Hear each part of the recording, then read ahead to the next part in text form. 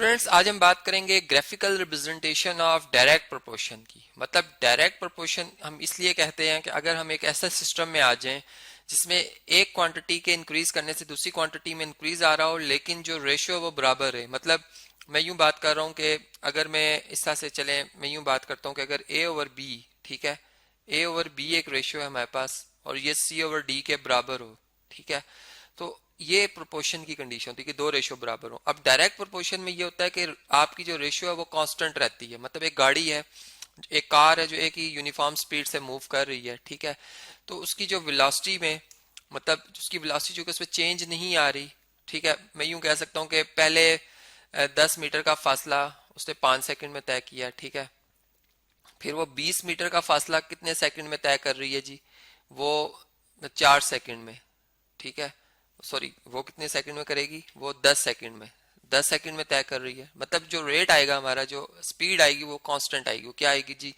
यहाँ से अगर हम देखें तो 2 मीटर पर सेकंड आएगी। तो इसमें रेट भी आ सकता है, रेशो भी आ सकती है, ठीक है।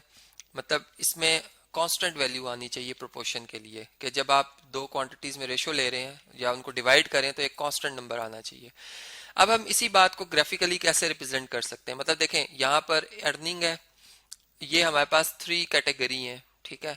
मतलब अगर बिल गेट्स की बात करें जो कि बहुत ज्यादा अर्निंग करते हैं, पर आवर उनकी बहुत ज्यादा अर्निंग है, ठीक है।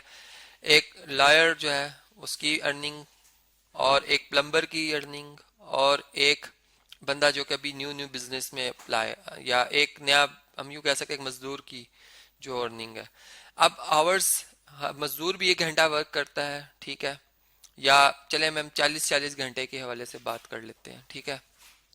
तो यहाँ पर आप देख सकते हैं कि ये अगर 1 घंटे में बिल गेट्स के हवाले से बात करें तो वो $451 कमा रहे हैं, ठीक है, जबकि एक लॉयर जो है वो मतलब इंक्रीज कर रहे हैं। अगर 2 घंटे इसी हिसाब से चलते रहेंगे, 2 घंटे में फिर वो इसका डबल कर लेंगे, मतलब फिर वो $902 कर लेंगे, ठीक है, बिल गेट्स के वाले से, और ये 600 कर लेंगे, ये 120 कर लेंगे, ये 12 कर लेंगे।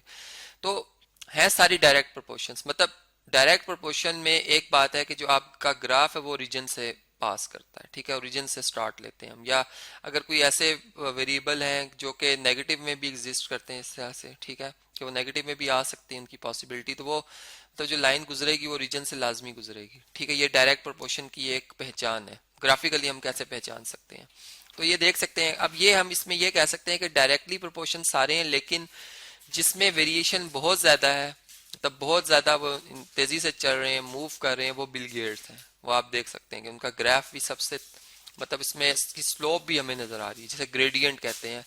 ग्रेडियंट इनका सबसे ज्यादा है, फिर लॉयर से थोड़े पीछे हैं, और फिर ये प्लम्बर, और फिर लास्ट में एंट्री लेवल। तो इस तरह से ये एक पहचान है जी, जो हमारे पास ग्राफिकल रिप्रेजेंटेशन है डायरेक्ट प्रोपोर्शन। फिर इसी तरह एक और आम लाइफ की एक और सिचुएशन को देख लेते हैं। जैसे कि हम डिस्टेंस तय कर रहे हैं, 3 बंदे हैं ए बी सी, मुख्तलिफ तीनों रास्तों पे चले हैं, ठीक है। अब ये एक का पाथ है, मतलब यहाँ पे स्पीड के वाले से बात हो रही है। एक बंदा देख सकते हैं आपके ये डिस्टेंस का, मतलब डिस्टेंस को हम लॉन्ग वाई एक्सिस मैंने रखा हुआ है। जो बंदा कम, यानी कम फासला ज्यादा टाइम में तय करेगा, उसके लिए जो ग्राफ बनेगा, उसकी जो लाइन बनेगी उसकी स्लोप कम बनेगी। मतलब वो एक्स एक्सिस के, या जो हॉरिजॉन्टल एक्सिस है उसके ज्यादा क्लोज होगा। और अगर हम इस बी पर्सन को देखें, ठीक है, तो ये कम टाइम में इस सी पर्सन की निस्बत ज्यादा फासला तय कर रहे हैं। देखें कहाँ, और जो ये पर्सन है, ठीक है, अभी चूंकि इसको मैंने यहाँ पे स्टॉप किया, अगर मैं यहाँ से आपको बताऊं तो ये इस तरह से इनकी ये ग्राफ की लाइन इस तरह से जा रही है। इसका मतलब ए पर्सन बहुत तेज चल रहे हैं। इन्होंने शायद यहाँ पे अगर आप देखें तो 1 सेकंड में 5 मीटर, अगर ये मीटर्स को रिप्रेजेंट 5 मीटर का फासला तय किया हुआ, जबकि इन्होंने अगर आप देखें तो 5 सेकंड में 2 मीटर का फासला तय किया हुआ। तो इस तरह से ये जो फर्क है इनमें, उनकी डायरेक्ट प्रोपोर्शन में, कि कोई किसमें वेरिएशन ज्यादा है, किसमें है, तीनों ही डायरेक्ट प्रोपोर्शन में, लेकिन वेरिएशन जो है वो एक और अंदाज में हमने देखी कि इसमें ज्यादा है पर्सन में, बी में उससे कम, सी में उससे सबसे कम है। फिर अगर हम इस तरह से एक प्रैक्टिकल लाइफ की एक सिचुएशन उठाते हैं जिसमें एक कंपनी है जो कि हम यूं कह सकते हैं कि उन्होंने एक अपना एक फार्मूला बनाया हुआ है, एक शॉर्ट वे बनाया हुआ है कि भाई अपने वर्कर को वो 10, या हम यूं कहते हैं एक जो पीटीसीएल की कॉलिंग या जो एक हमें एक फैसिलिटी मिलती है, फर्ज करें 10 रुपए हमारे कटेंगे, सर्विस चार्जेस हैं वो तो हमारे कटेंगे ही कटेंगे, ठीक है। अब plus 2 times number of calls हैं, ठीक है, मतलब एक एक कॉल की जाती है तो वो 2 से मल्टीप्लाई होके मतलब ये रुपीज बन जाते हैं 12, ये रुपीज में मैं बात कर रहा हूँ, तो इस तरह से कॉस्ट बन जाती है हमारी। तो अब इसमें अगर आप देखें तो जब एक बंदा कोई कॉल नहीं करता तब भी उसको 10 रुपए पे करने हैं, मतलब जो सर्विस चार्जेस वगैरह, क्योंकि उसने एक सहूलत ले ली है।